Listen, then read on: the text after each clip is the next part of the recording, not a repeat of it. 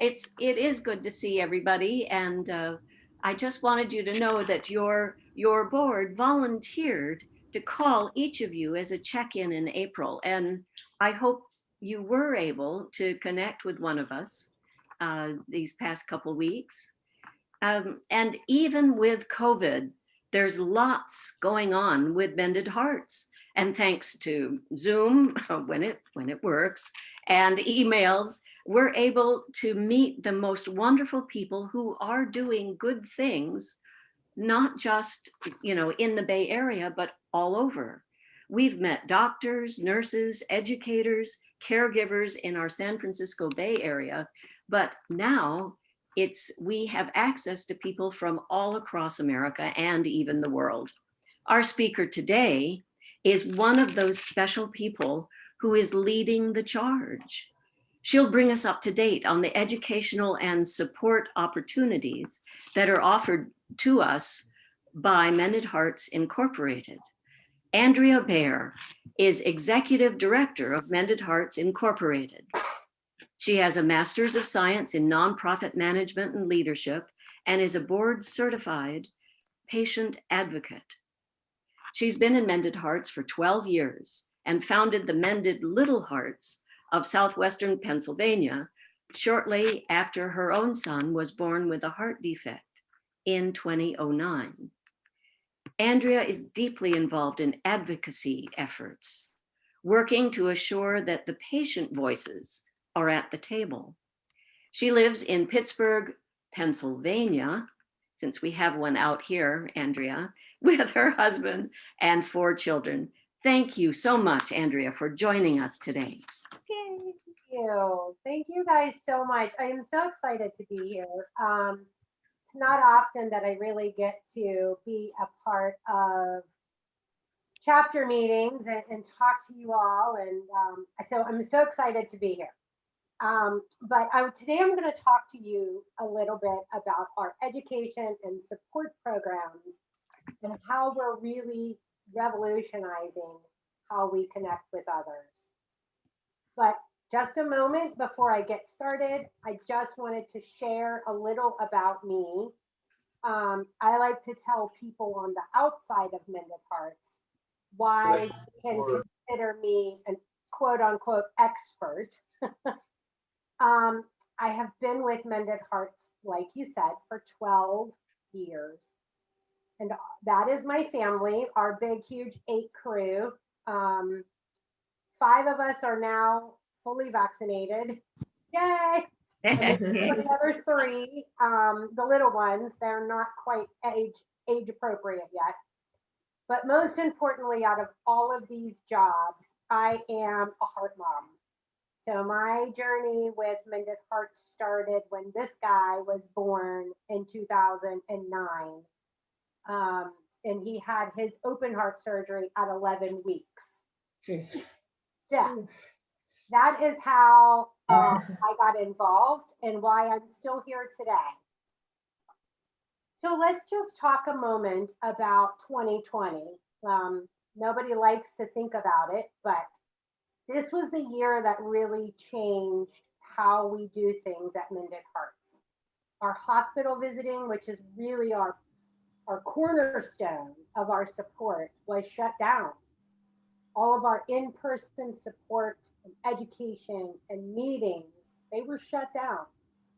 But people needed support more than ever in 2020. So we went to work trying to figure out what we could do. And some of the pieces started falling together very soon, and some of them have taken about a year to get right. But we started immediately training people on how to support others virtually. We gave Zoom accounts to chapters and groups. We trained 576 visitors to talk to each other virtually. Jody now does a Zoom 101 and a Zoom 102. If you guys haven't gone to those, they're really good information about working on Zoom. We launched all of our services virtually, and I'm going to talk about how we've been able to do that. And then we started timely information and support for patients and families. And right in the beginning, that really only looked like, let's everybody jump on Facebook and start talking to each other, because that was what we had at that time. And we knew we needed to act quick. And so why virtual? Well, virtual really does open up access and opportunity to so many more people. Not just geographically, but think about the homebound individuals, even in your area, who maybe can't go out, they physically can't go. Maybe they had a heart transplant and they have to stay home for a certain amount of time. Maybe they had surgery and need to stay home. Maybe they don't have transportation to your meeting. Some people are really just busy and they don't have time to maybe drive to and park and come in. And but a Zoom meeting, well, they could squeeze that in right after dinner or whatever the case may be. And family needs. Maybe there are people who don't have childcare, who don't have elder care for somebody that else that they're caring for. So opening up virtually allows us to expand to more people.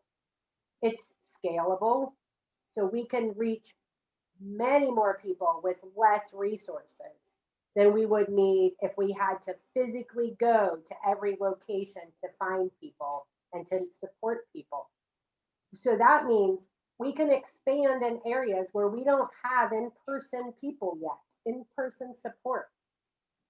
And it also expands awareness of the organization and heart disease.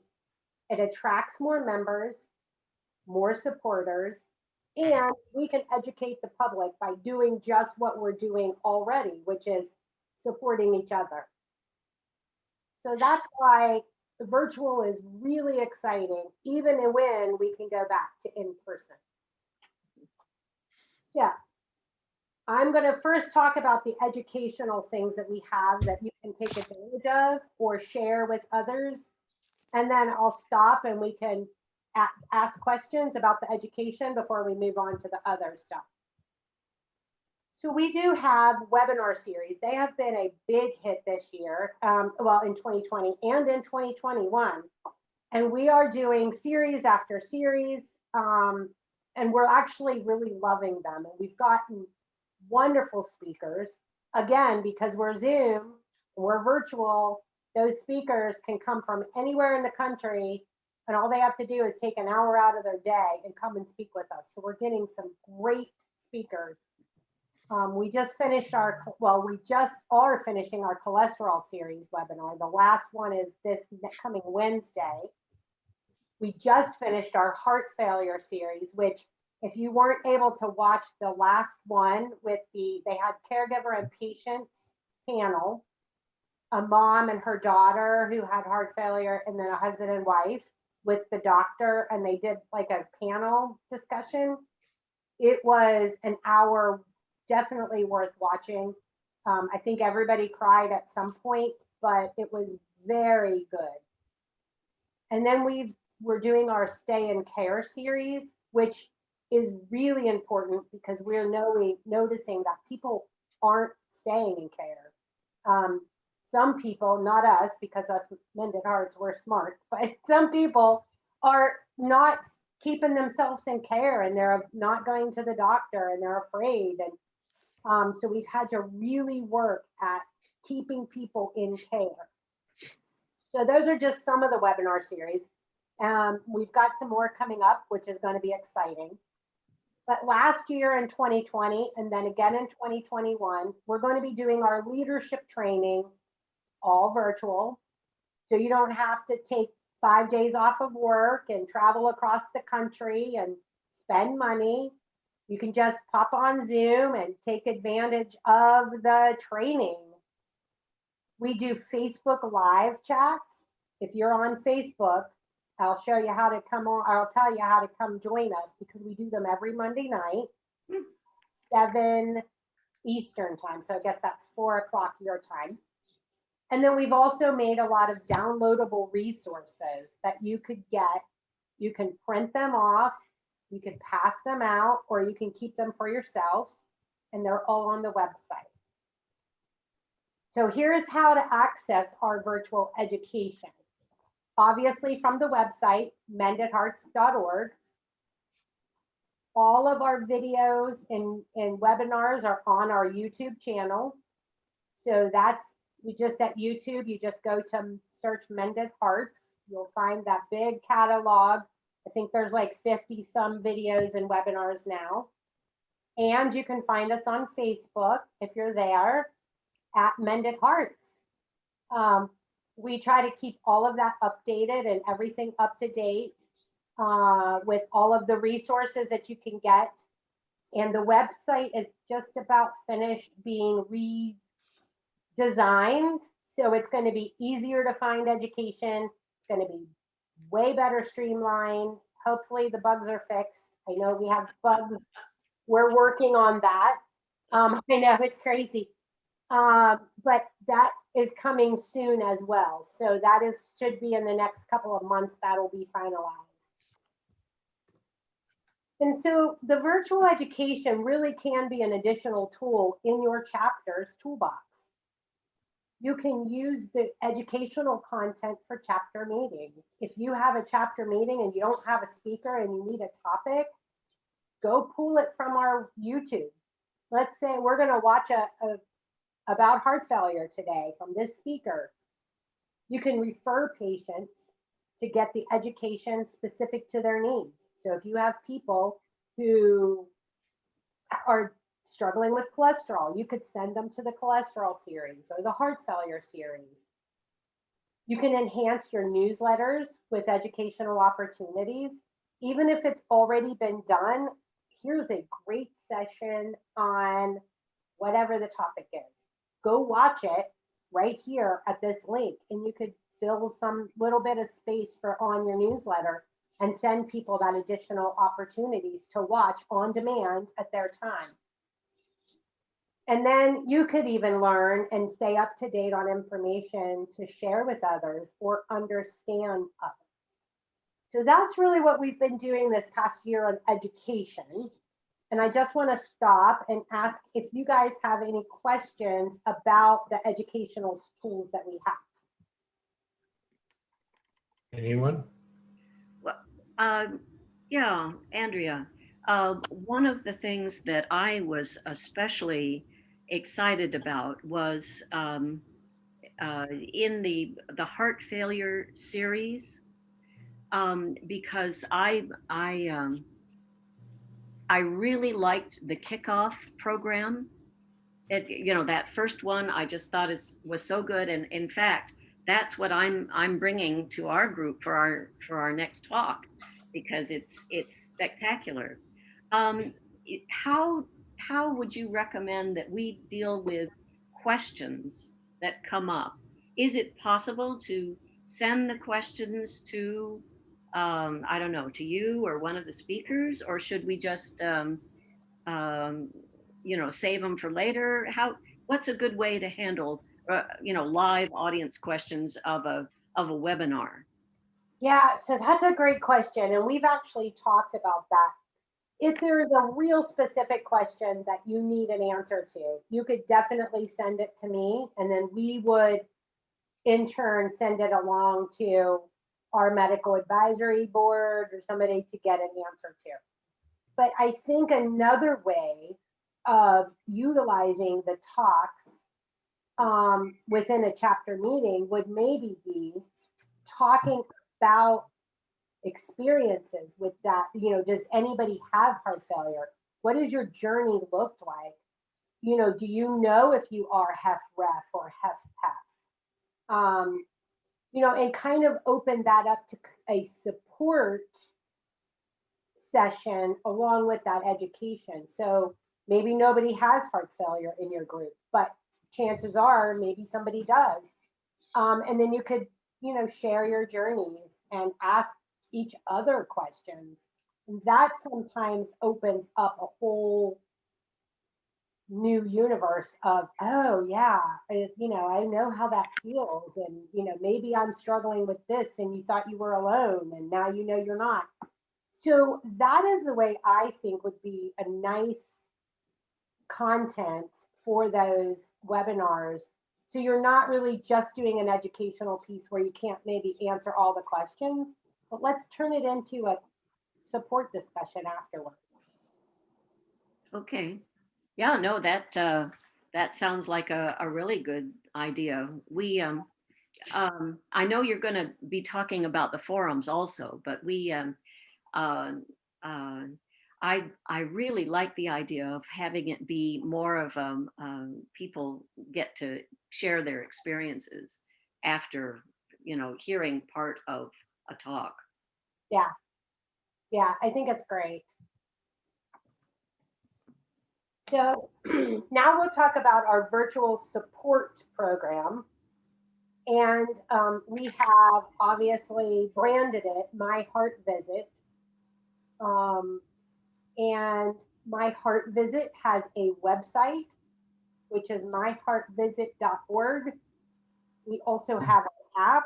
There's an app for that, um, which is the My Heart Visit app. And that's available on Apple and Google Play stores. And it's free, obviously. But this website and this program is really designed for the support aspect of what we do. So people can come to either the app or the website and schedule a visit with an accredited visitor. They can call the Heartline, which is open every, Monday through Saturday. If there's nobody there when they call, they can leave a message and we have a virtual visitor accredited, call them back. And so people are able to actually speak to somebody and receive either a call, a video visit, a text, an email. They can tell us how they want to talk to us, which is great. Um, and along with this, in 2020, we were able to secure 500 iPads that we have available to hospitals. We still have some available. We've shipped some. That their hospitals, your cardiac rehab centers, your clinics, whoever, can get the iPads. It's kind of like a loaner program, so we don't give them for free. They just give them back to us when they're done. That their patients can then access all of our information, access the Heartline and the My Heart Visit. They can get all of that right from that iPad. So they don't even have to have their own iPad or their own cell phone to get our services now with this new program. So that is really great. And then what you were speaking of earlier, we have our online community discussion groups. And this is an open forum of people who have heart disease. We have over 5,000 people who have registered and join us on this forum. And they talk about heart disease. As you can see here, this is just a screenshot from when I did the slides. Somebody is talking about health. They have statin problems and they can't take them. But people can go on there. It's all times of the day, anytime you want. It's not live, so there's usually not people sitting there. But within a couple of hours, sometimes answers roll in, and within a day or so, a lot of people sometimes talk. But you can connect with others for support, but also to give support. This is a place where a lot of brand new heart patients find us. We see it all of the time in the community. They'll say, I just got this diagnosis. I have no idea what to do. I was Googling and I found this community. And so that's why it's really important for us to have people like you, people who have been with Mended Hearts and know how to support others, to be on there to talk to them. But you'll find that you get to know the people, and there are a lot of great people on there who are there all the time. And it's a nice place to go and chat or even just read. You can access it from the mendedhearts.org. When you go to the website, right in the center, halfway down the page, you'll see it says discussion communities or something. You just click that, it takes you right to here. But the trick is you have to sign up for this site specifically, the connect.mendedhearts.org, because it's not automatically, because all of you have a login for Mended Hearts, to get into like the member portal or the officer portal. This website is not connected, even though it looks like it's connected. So you have to sign up in this website to get your own login and username. But if you need help with that, we can help. And so that is our online discussion communities that we do. And then I alluded earlier to our Facebook chats every Monday night for Mended Hearts and every Thursday night for Mended Little Hearts. And it started out in the beginning, it was a no COVID zone. We said, we don't talk about COVID here. We have an hour of fun. And we ask silly questions sometimes, like if you could go to space, would you go? I said, I don't know. I'd lead a lot of Dramamine if that was the case, but but then we have, some important questions like, how are you taking care of your heart this week? How are you taking care of your mental health this week? Have you had, do you need support? How can we help you out this week? And so it's a nice conversation. We've had people there that have been there since day one of the pandemic. They come every single Monday night to talk to us. And this is another way of how we can enhance chapter services with these. Again, people who can't make your in-person meetings, people who need support on demand. They don't want to wait for a month to come to a chapter meeting. They really just need to ask some questions now. And they don't really want to be, some people don't like to talk on the phone. I'll be honest, I don't love it. I would rather talk to some people on Facebook than talking on the phone. So sometimes people enjoy those virtual connections, people on the go. The reason I don't like to talk on the phone is because I can text you or talk to you on Facebook while I'm at my kids' karate studio waiting for them to be done. But I can't talk to you on the telephone because I'm in the middle of a waiting room. So there are people who really don't have the ability, and it's nice for them to just sit and talk on their phone, which I know we shouldn't love, but if you're just texting and chatting, that's kind of fun sometimes. But then you can also increase your chapter visits with online discussion groups and virtual connections. If you're supporting people and you are an accredited visitor, you can count those visits as visits for your chapter. So as long as you're an accredited visitor,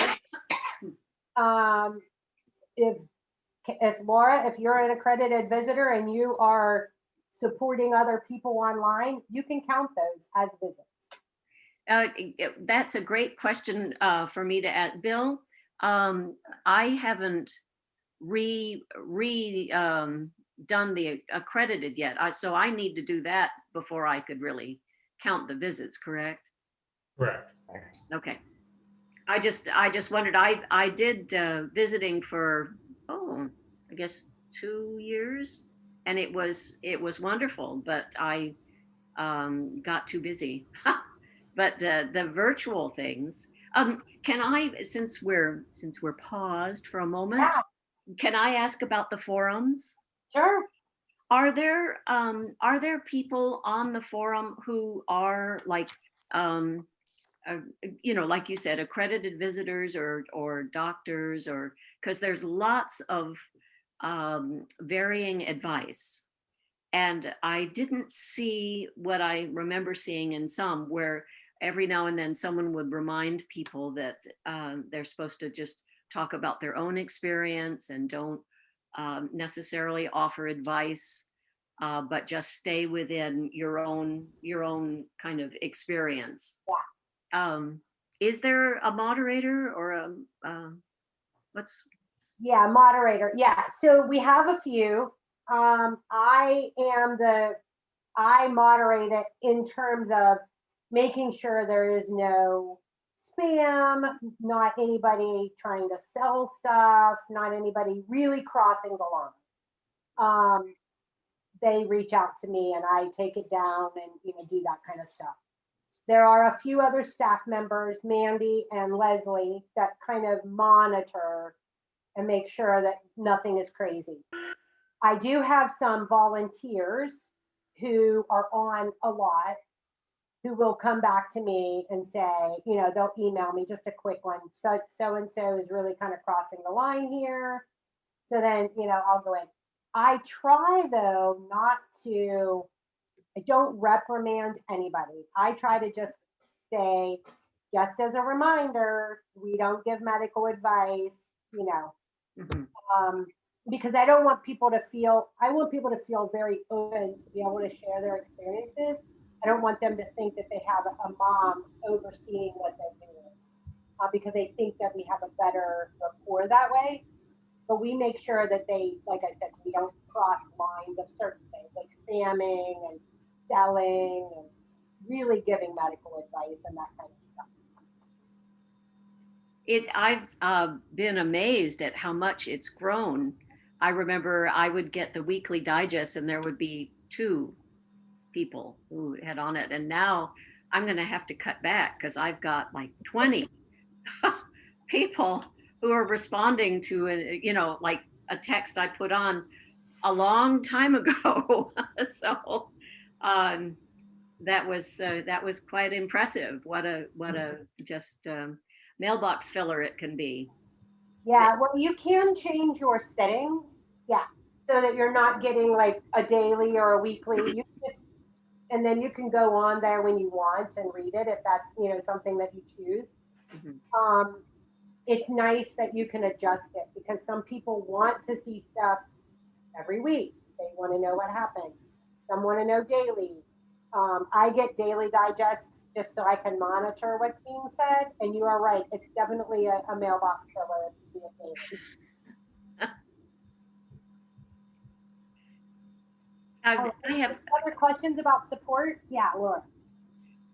well, I had an experience in our calls that we did to our membership, and I wondered if you had any, um, if there was a resource you could point me to. Um, this man on our member as a lifelong member said that where were we 4 years ago? He called and asked for help and never got it, and he was very upset and hung up. And I wonder if there is. I reached out to him to invite him personally to come today and hear about all of the resources. But is there something else that um, I feel badly? You know, what have we got? Yeah, sometimes despite all of our best efforts, we unknowingly fail other people. And I have had that happen to me when I maybe let somebody slip through the cracks or I mean, we all get overwhelmed, right? We're doing the best we can do. Um, I would just make a phone call or an email, whatever, and just say, I'm sorry that we weren't able to meet your needs at the time. Forgive us. And then let it go because sometimes people just that's then on him. If he wants to come back, that'd be great. But as long as you are making peace with the fact that and I always tell the people, I'm so sorry that I let this slip through the cracks or whatever the case may be. I've had people that I've tried to connect with others and I have just not been able to find somebody for them. And by the time I got back to tell them, it was like, a month or 2 or 3 later, and they're like, well, I don't need any help now. How come you ignored me? And I'm like, I wasn't, but sometimes despite our best efforts, we just can't do it all. And that's got to be okay with us as volunteers. Okay, thank you. Yeah. Unfortunately, it happens. The As for accredited visiting, we do a monthly reaccreditation. Jody does that on Zoom for all virtual um, people who are looking to be accredited to support people virtually. She does that once a month, and it's always in the national news when the trainings are. But she'll have one scheduled in May. And then also, as part of leadership training this year in June, here's a sneak peek because nobody else knows this.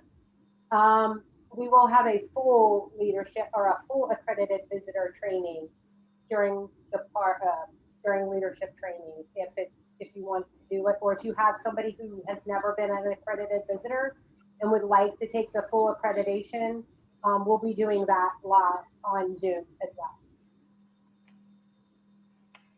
So that information will come out soon. So just a couple of awareness events and some things that are happening. This is our 70th anniversary. I can't believe we're 70. It's so exciting. And one of the things we've been doing this year, we started and we're going to do it the rest of the year, is our Share Your Hearts campaign. And we're really encouraging people to submit photos. We're going to have an essay contest. We're going to be talking all this year about how you share your heart with others. If you know doctors or nurses or cardiac rehab people that work in the cardiac rehab, ask them, would you share just a short paragraph about why you share your heart with others, why you love to do what you do, why you love to be a heart surgeon, or why you love to be a cardiologist. We want to have those stories so that we can share them throughout the year with this Share Your Heart campaign. We're going to have an anniversary edition of the Heartbeat magazine, which is for our 70th year. We're going to be sending out information next week on that one, actually. So updates from Mended Hearts. We are at 70,000 members currently, and that is up from 7,000 in October of 2018. So we are really growing. It's been an amazing journey the past 3 years. We have members in all 50 states and 16 countries. We got a report last month that we are in the best financial position the organization has ever been in, that we have record of. So yay for that one. We're looking at expansion into Europe. We were in discussions, and then COVID happened. And then Europe, as well as the United States, have been kind of shut down for the past year and a half. But we are looking at what the chapter model could look like in Europe and how that would work. We have a lot of countries, Denmark, Ireland, that are interested, Australia, that are interested in looking at what we can do, what they can do from their country like we do here. We are members now of the World Heart Federation, which is a very exclusive club of World Heart organizations. We're also members of the National Health Council. We have received the GuideStar Gold Transparency Seal, and we are a BBB, the Better Business Bureau, accredited charity. So all of those 4 things are so important in the world of nonprofits. This tells people and donors and supporters that we're doing good work, and we are taking care of those donations, and we are being fiscally responsible with the money that people are giving us. And so I'm super proud of those ratings and councils. We have worked really hard to get there. And then coming soon, like I said, we're going to have our 70th anniversary celebration. We do have leadership training in June. It will be open to all chapter leaders, not just president, vice president, but all chapter leaders. We'll have our annual meeting during that month. It's at the end of June, and our award ceremony. We have some new and exciting webinar series coming. a clinical trial education webinar series that that's going to be coming out. One that we're hoping is going to be coming that will be focused on sleep and cardiovascular disease. And we have some new education and support programs around disease-specific support. And then in 2023, we're going to have an international conference in Albany, Georgia. We've got really net good prices that we've been able to lock in. So we're hoping conference registration is only $100, which is, you know, a great deal. And the hotel rooms are going to be between $79 and $100 a night, which is also a great deal. So we're trying to make sure everybody knows way in advance so that we can start saving our pennies and finding ways to fundraise as chapters and groups to send our representatives to the conference. So I'm going to stop there and we can talk. We can just have a conversation about anything you'd like to ask me about the organization, about National. If you have any questions, shoot, let me know.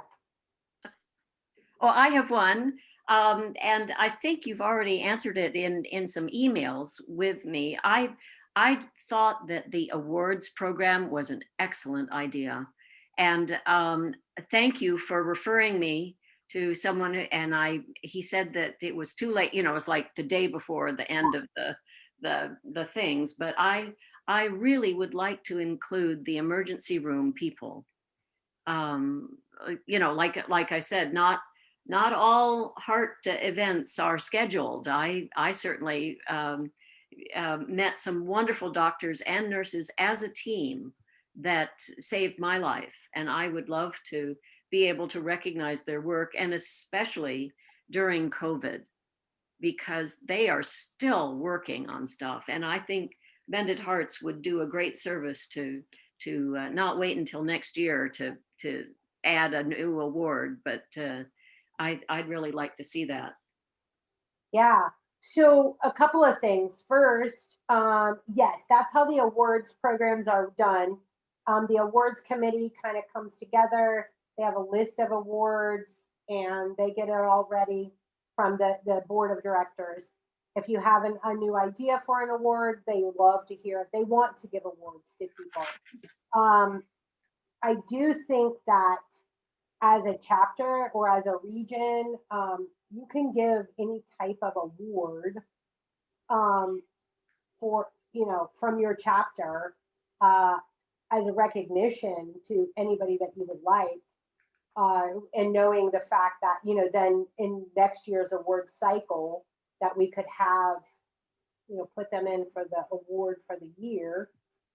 But I think acknowledging people is so important as well.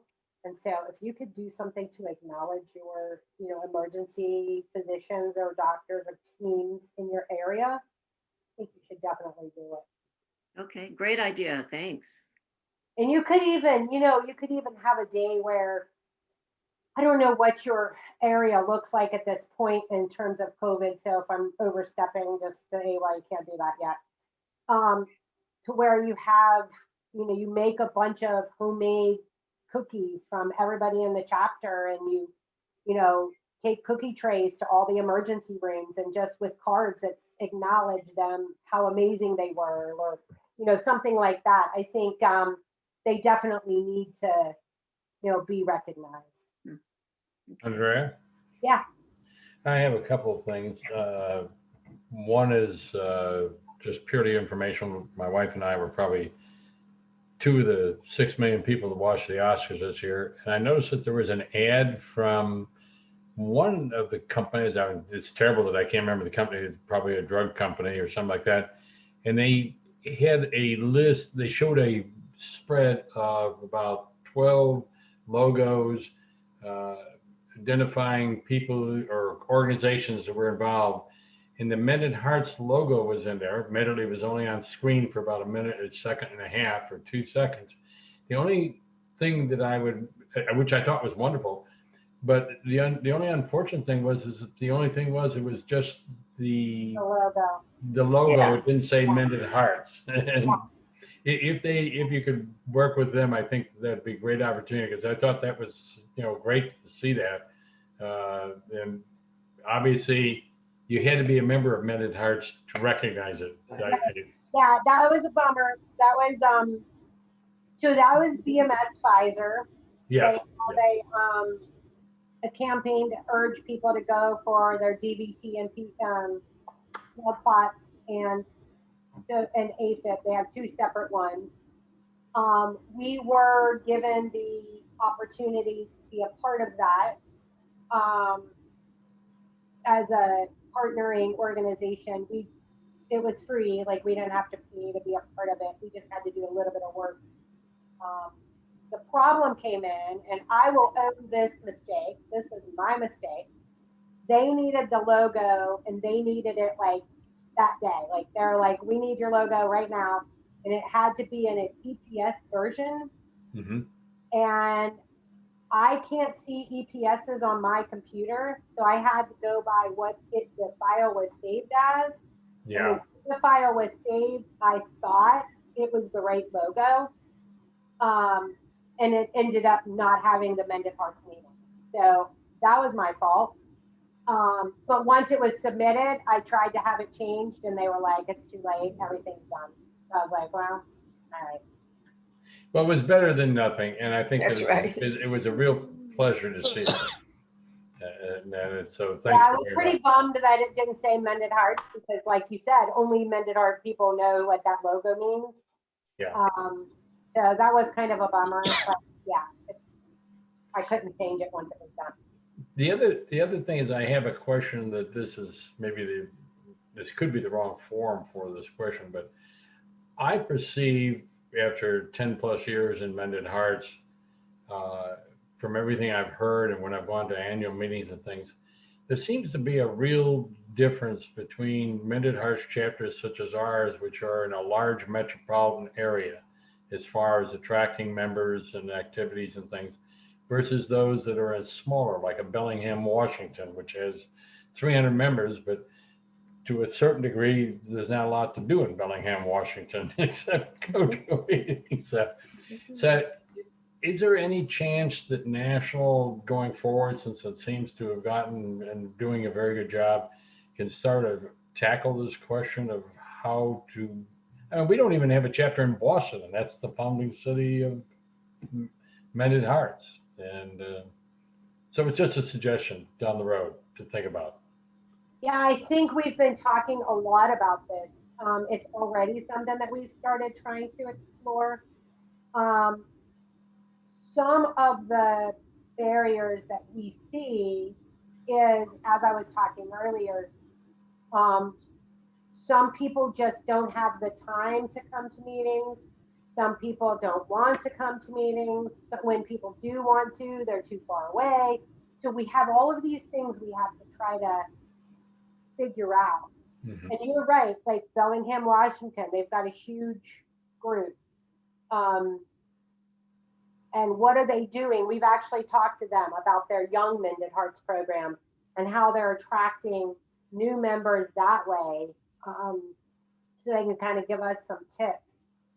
But I think that the chapters across the board, as a chapter structure, have really struggled over the past probably 10 years. I mean, I think there's been a steady decline in activities that engage the chapter members at a chapter level.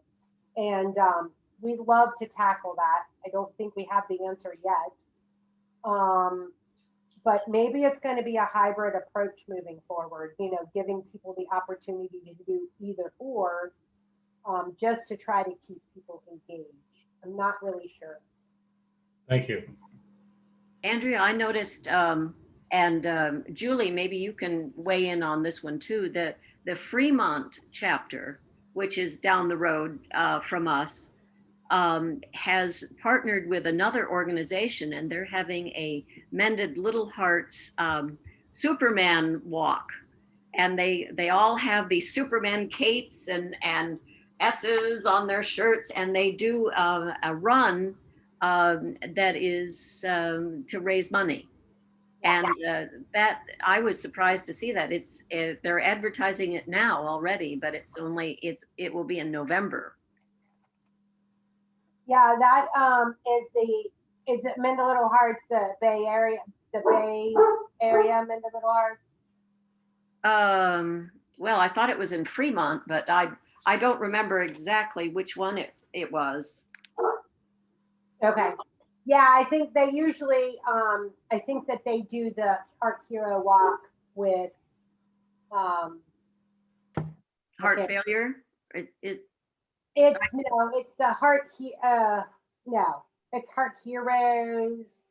Heart Heroes. That's I it. think it's Heart Heroes. Yeah. Yeah. Yeah. So the chapters, in groups can do their awareness and the fundraisers, within their community. As a national organization, we don't partner with the other, organizations like that. As long as your chapter or your group is making a profit on it as well. So like you're not just raising money for Heart Heroes, or you're not just raising Oh, I see. for, Mhm. CHF or for AHA. You're allowed to do joint fundraisers with other organizations as long as you, as a chapter, are actually making money on it. Okay. I had a question also. I saw, I guess it's from Mandy. It's called Chapter Newsletter, Mhm. and it's a bunch of things that you can, I guess, take to put in your own chapter newsletter. It's very confusing though, because if you call that chapter newsletter, then what do we what do we call ours? It's Laura, I think that this is an internal issue that we have to discuss with Steve and everything else. Stuff. I know what you're referring to, but I don't, yeah. that's just, correct me if I'm wrong, Andrea, but that was if a chapter does not have a newsletter, Correct. then this is either a 2-page or 4-page format that you could pick up and put your chapter number on it and send it out. It's not it's not something that we plan to do because we have a chapter newsletter. Mhm. We will we'll borrow material from what you send out, Andrea, because some of it's really good. But we have our own chapter newsletter. So Right. am I correct in that it's for those chapters that don't have one? You are exactly right. Yes, we had a lot of chapters who don't have newsletters, don't have the ability to have a chapter newsletter person. And so this was just an offering from National that says, if you want a chapter newsletter and you don't have one, you can take this one. You're right, the 2 or 4-page one, put your logo, your chapter logo information, and send it out. And now you have a chapter newsletter. You do not have to use it though. And I could add that we do take material from that from time to time if we need it. Right. So it actually has been a very helpful resource. Oh, great. That's what Salinas does with their newsletter, is pretty much all of that kind of stuff put into a newsletter. I wonder if it would be helpful if you could get them to give the date of the article and state the source and the author, so that we can tell what kind of information we're passing along, just as far as journalism is concerned. I don't know if a Heart article is from 2 years ago, or is it the latest and greatest, or what. So Okay. Yeah, that I would be can helpful. share that tip with Mandy. I'm sure she's the one who writes the chapter newsletters template and national news. So I'll have her, I'll have her and tell her to maybe help cite those sources so you can share them if you need to. Thank you. Yeah. Any other questions from anybody? Well, we've got Andrea before we let her run off to her family duties. I have a question. Andrea, I'm the treasurer of the chapter. And I was wondering, would it be possible for you to send this presentation over to me and then I can distribute it among Yeah, the you just want the board, slides you want? for future use. Okay. Yeah, the slides. Yeah, say that again, Andrea. Could you? Sure, did you just want the slides sent? Yes, in? yes, the slides. Yes, I'm sorry. I couldn't hear you. That's That'd be okay. great. I think my internet went crazy over there. Yeah, Okay. I'm sorry, Kathleen. I wasn't sure if you were asking, you wanted, if she was recording this presentation, and of course, we're no. recording it. So, No, I was asking for, that's fine. hard copy that we could use for our board meetings and stuff. Yeah. For sure. Right. Kathleen, may I suggest that why don't you, since you stepped into this, why don't you send an email to Andrea so she has your email address? and I she will. can Send them to you. I will. Great. Thank you. Sure. Andrea, thank you so very much. It was so fun. Thank you all for joining or letting me join you. Oh, this is great. And I just am so excited to be able to use some of those wonderful webinars. Thank you, thank you. And I'm gonna tell people about the forum if they have questions about, I know people who have upcoming surgeries and they wanna talk to somebody, and that the forum is a wonderful place to put it out there and just, talk, within the boundaries of their own experience. Yeah. Yeah. And I just saw before I leave, Steve, I saw you ask about the webinars. I didn't see that until now. Yes, they're all on the website and they're all on YouTube. So you can find them either place. Yeah, what's so funny is, Andrea, is I asked that question and then your very next slide answered the question. Yeah, I try to make sure I answer those questions I know people are going to ask. So, Right. I think you hit them all. great. Well, thank you guys for having me. It was so fun. Yes, thank you. I am off to karate in the park. Thank you for your time. For kindergartners. Thank you very much for your time. I know your kids need you.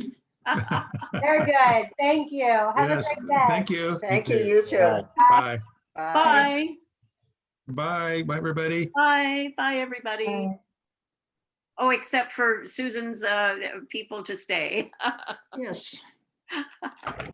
And Bill, so we can actually do this. Yeah. See everybody next month. Hey, Okay, yeah, bye. thank you, Laura. Thank you. Thank Yeah. you. Bye. Great program. Yeah, thank you. Wonderful. I love having more people talk. This is great.